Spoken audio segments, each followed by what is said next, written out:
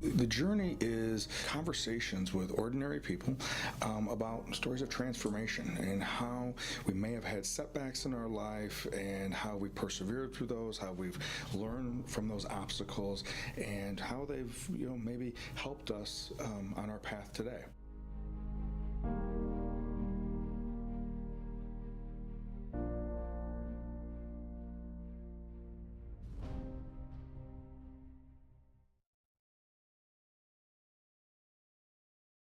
Well, welcome to the journey. My name is Kevin Polky, and I am the host of the journey. And today we are going to do a reflection. It is the beginning of June, and June is set aside, designated as recognizing the importance and the emphasis on men's mental health. Specifically, June is set aside for that. But we know that there's other things that each month represents, but the one that came to my attention representing June was this idea of the importance of men and their mental health and increasing that awareness. For me, um, that reminds me and goes back to the story of my journey. Like many individuals, many men, I should say, that I was highly influenced by the older men in my life, especially during my grade school and middle school years. My father, my uncles, a little bit with my dad's father, my grandfather, but primarily during those time periods, it was uh, observing, interacting with my dad, who was a maintenance electrician and worked extremely hard. And my perception of him was that he could fix anything. My uncles, who were 15 to 20 years older than me, that I had what it felt like many weekends being able to spend time with them, either on the farmette that they were at or when they moved into the city, and spending time with them on the weekends, learning how to hunt and fish, and just being able to hang out with them. It was more probably back then, as I recall, more just spending time with them, learning certain things, being with them as we were learning some certain types of things. There wasn't necessarily a lot of verbal instructions on what to do, but more from an aspect of that modeling and being in that physical space. Later, when I was started getting more involved um, with sports, I had male coaches that were investing in me. I had a coach that I would spend time after wrestling practice running with him because that's when he ran, and I would get an extra workout in after by running with him after practice was over. That I remember fondly of Coach Russell being able to spend time with him. And then there was when I ventured into bodybuilding, and the the individuals, the guys that I spent time with and hung out with, were all in some way or another mentors to me during those young adult years, specifically teenage years, where I would train with them. And there probably was a lot of uh, do as I say, not do as I do until I became of age and then socially started hanging out with them more outside of the gym.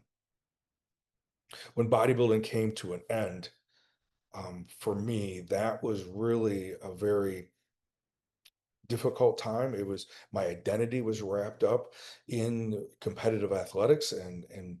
bodybuilding had been very the sport and the activity had been very good for me and good to me. And but now that it was over, and I was kind of lost, did not know what direction I was going to go in. I had graduated from Illinois State with a degree in psychology, but my identity, as I said, was wrapped up in competitive athletics, winning, competing, and now competitive athletics as I had known it now was over. During that time period is I have shared before, um, though it was a dark night of my soul during that time period, it also began, unbeknownst to me, that it was also an initiation process. Um, Through an evolution of deeper understanding of Christian spirituality, along with Native American, specifically Lakota ceremonies, and traditions. But I discovered, was introduced to men's work and the men's psychology and men's movement in the early 90s, 91, 92. And that became a time period where I really started gravitating and understanding a male mode of feeling, not just from a standpoint of it being modeled to me, which it was during drumming circles and men's circles and retreats and gatherings, but one-on-one conversations, small group conversations, to uh, start adhering to, developing and adhering to um, a code and integrating, this, the idea of my internal world and my external world, that I was trying to live with, uh, and operate my life with honor and with integrity, and my character of who I was, not just when people were watching, but then the character of who was I. Was it the same of if people were watching or if I was alone? Was I the same individual? Was I interacting the same way, um, when no one was around, as if the accountability of other people being around? It was through those founding individuals, those founding men, Robert Bly, Sam Keen, John Lee, later John Eldridge, that became those foundational individuals, along with Robert Moore, and Kellogg being able, or Gillette, I mean, being able um, to plant seeds regarding, um, of how to be a man of integrity, to how to have a sense of boldness and fierceness, um, when having to do difficult things, and having courage. Um, I later started, as a clinician, started doing my own men's groups. First, I tried for a short time period out of Mather's Clinic, and that lasted maybe around a year or so. And then in 1997, May of 97, I was approached to take over an existing group, that a facilitator here in Rockford was no longer able to do. And then that group then led into two other groups, and I've been doing those groups since 1997 on a weekly basis.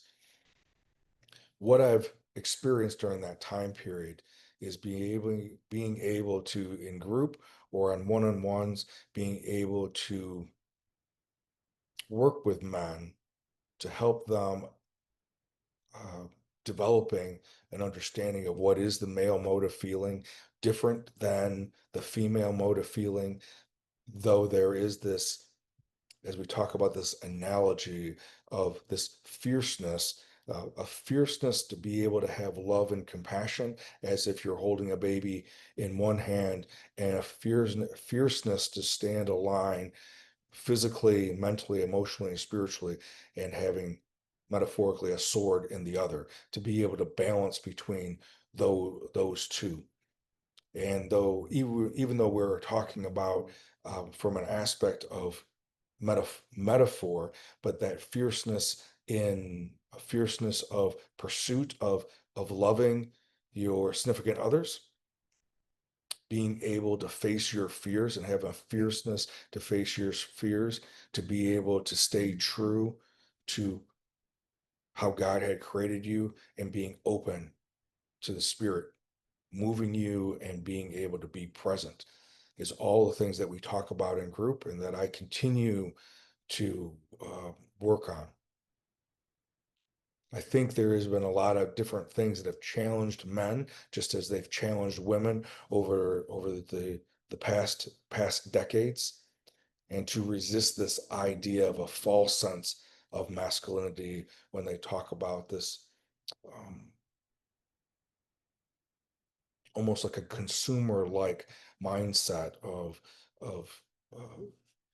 regardless if it's other people or attainment of possessions or wealth, that it is really more of an inside, that this manhood is more on the inside than it is on the outside or the exterior. So I believe all these things are about, at least for me, about how I think about how that men's mental health and increasing that awareness and how that is important, and how it's important that we are able to be able to focus on that, not just in the month of June, but throughout the year. That if for some reason that this is something that intrigues you or intrigues you about a significant other, obviously being able to reach out to us at Four Corners. You can go to Four Corners 815.com, and that's FOURCORNERS 815.com, or other counselors that are within, and groups that are within the greater Rockford area or in your local community, to be able to connect with a counselor that can specifically maybe work through some of those relationship, or for you or your son or your father, of how do we become the best version of not only just a man ourselves, but to be the best son, father, partner that we can be, community member, leader that we can be in our life. As always, I appreciate you being here and look forward to being with you next week.